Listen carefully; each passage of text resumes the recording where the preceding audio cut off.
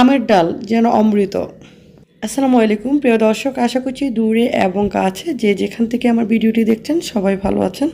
আজকের পর্বটি হচ্ছে কাঁচা আম দিয়ে ডাল। এই আমের ডালটা যদি এই গরমের সময় হয়ে যায় তাহলে দেখবেন মনে হবে যেন ভাতের সাথে আর কিছুই লাগবে না, এটা দিয়ে খেয়ে ফেলি। কিছু ট্রিক্স অ্যান্ড ট্রিক্স সহকারে যদি এই আমের ডালটা রান্না করেন তাহলে দেখবেন এটা দেখতে যেমন লোভনীয় হবে আর খেতে হবে দুর্দান্ত টেস্টি একটা রেসিপি। আর যারা এখনও ট্রাই করেননি এই রেসিপিটি, জাস্ট একবার এভাবে ট্রাই করে দেখতে পারেন। চলে যাচ্ছি বানানোর প্রসেসিংয়ে। এখানে আমি কিছু মুসুর ডাল নিয়েছি। এই ডালটা রান্নার জন্য একদম ফার্স্ট টিপস হচ্ছে, এখানে দেখুন আমি কিছু পরিমাণ ডাল নিয়েছি। এখন এই ডালটাকে এমনভাবে ধুয়ে নিতে হবে যেন এই ডালের মধ্যে সাদা সাদা যে স্ট্রাচটা থাকে সেটা একদম ক্লিন হয়ে যায় আর একদম সাদা পানিটা বের হয়ে যায়। তো এখানে দেখুন আমি মসুর ডালটা কিন্তু ভালো করে ধুয়ে নিয়েছি। দেখুন সাদা পানিটা একদম বের হয়ে গিয়েছে। যদি এই ডালটাকে খুব স্বল্প সময়ের মধ্যে রান্না করতে চান আর ডালটাকে ঘুরতে না চান তাহলে কি করবেন, 2 ঘন্টা ভিজিয়ে রাখবেন। ভিজিয়ে তারপর এটাকে রান্না করতে যাবেন, তাহলে দেখবেন খুব সময় কম লাগবে আর এই ডালটাকে ঘোটাও লাগবে না। খুব শর্টকাটে যদি ডালটা রান্না করতে চান তাহলে কিন্তু এই টিপসটা অ্যাপ্লাই করতে পারেন। তো এখানে আমি একটা পাতিলে নিয়ে নিলাম ডালগুলোকে। এই ডাল রান্নার ক্ষেত্রে যদি ডালটা একদম দেশি ডাল হয় তাহলে কিন্তু সবচেয়ে ভালো হয়। তো এখানে দেখুন আমি কিছুটা পরিমাণ পানি দিয়ে দিয়েছি। পানিটা কিন্তু কিছুটা পরিমাণ না, একদম ভরা এক পাতিল দিয়ে দিয়েছি, কারণ এখানে আমি আর কোনো পানি ইউজ করব না। তো এখানে আমি দিয়ে দিলাম টমেটো কুচি, পেঁয়াজ কুচি আর মাঝখান থেকেই কাঁচামরিচ দিয়েছি কেটে। দিয়ে দিলাম স্বাদ মতো লবণ। তারপর আমি এখানে দিয়ে দিব হলুদ। এই ডালটা কিন্তু অনেকেই অনেকভাবে রান্না করে, তবে আমার কাছে মনে হয়েছে এই ওয়েটা সবচেয়ে বেস্ট একটি ওয়ে। এই ওয়েতে রান্না করলে কালারটা যেমন সুন্দর হয় আর খেতেও দুর্দান্ত লাগে।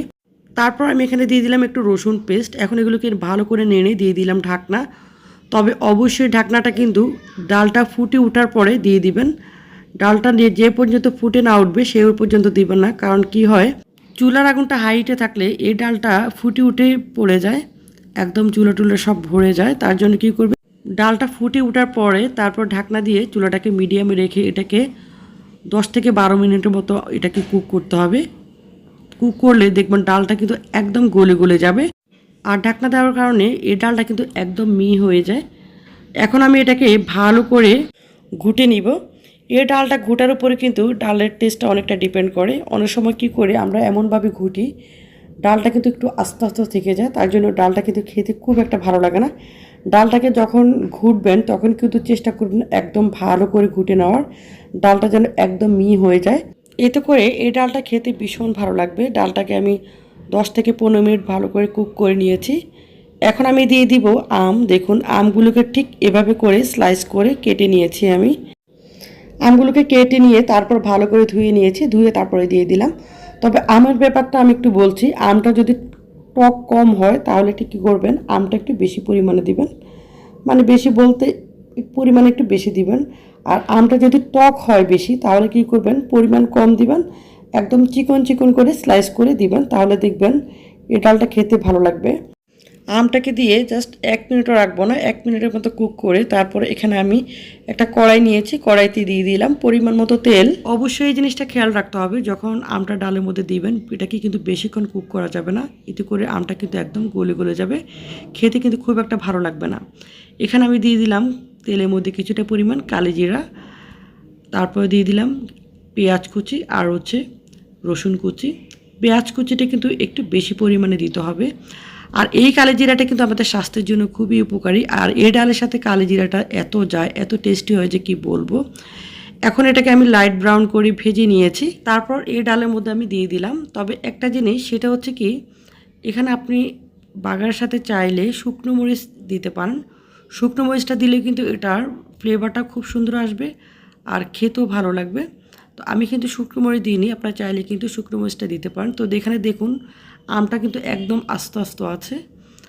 তারপর এখানে আমি দিয়ে দিলাম কিছুটা পরিমাণ ধনেপাতা কুচি। এই ধনেপাতা কুচিটা দিলে এত সুন্দর একটা ফ্লেভার হয় আর খেতে তো খুবই ভালো লাগে, সেটা তো আমরা সবাই জানি। এখন এই ধনেপাতা কুচিটা দিয়ে আমি কিছুটা টাইম কিন্তু এটাকে কুক করে নিব। এই আমের ডালটা যখন রান্না করবেন অবশ্যই চেষ্টা করবেন আমটাকে একদম আস্তে আস্তে রাখার। এতে করে এই আমটা আস্তে আস্তে থাকার কারণে এটা ডালের সাথে ভাতের সাথে খেতে তো ভীষণ ভালো লাগবে, আর প্লাস এটা আস্তে আস্তে খেতেও খুবই ভালো লাগবে। এখন এটাকে ভালো করে একটু নেড়ে নিব। দেখুন আমটা সম্পূর্ণ আস্তে আস্তে। আমার চ্যানেলে কিন্তু এরকম আরও রেসিপি দেওয়া আছে, যেটা হচ্ছে টমেটোর টক, সেইটাও কিন্তু এই গরমের সময় কিন্তু খেলে ভীষণ মজা পাবেন। আর কাঁচা আমের সিজন থাকতে থাকতে অবশ্যই এই রেসিপিটি করতে ভুলবেন না। জাস্ট একবার এই রেসিপিটি ফলো করে দেখবেন, তাহলেই বুঝতে পারবেন এতটা টেস্টি একটা রেসিপি। তো এখন এটা আমার প্রায় শেষ পর্যায়ে দিকে, এখন আমি একটু সার্ভ করে নিব। আমের ডালের রেসিপিটা যারা নতুন দেখছেন তারা অবশ্যই কমেন্টস করে জানাতে ভুলবেন না, আর কেমন লেগেছে সেটাও জানাতে ভুলবেন না। এই গরমের দিনের এই ভিডিওটি একদম পারফেক্ট একটি ভিডিও, একদম পারফেক্ট একটা রেসিপি। এই পারফেক্ট রেসিপিটি যদি এতটুকু ভালো লাগে, প্লিজ ভিডিওতে একটা লাইক দিবেন, আর এই ভিডিওটি শেয়ার করতে পারেন হোয়াটসঅ্যাপে অথবা ফেসবুকে অথবা যে কোনো সোশ্যাল মিডিয়াতে। আর ভিডিওটি যদি নতুন দেখে থাকেন অথবা চ্যানেলটি যদি নতুন দেখে থাকেন, প্লিজ চ্যানেলটি সাবস্ক্রাইব করার অনুরোধ রইল। আসসালামু আলাইকুম।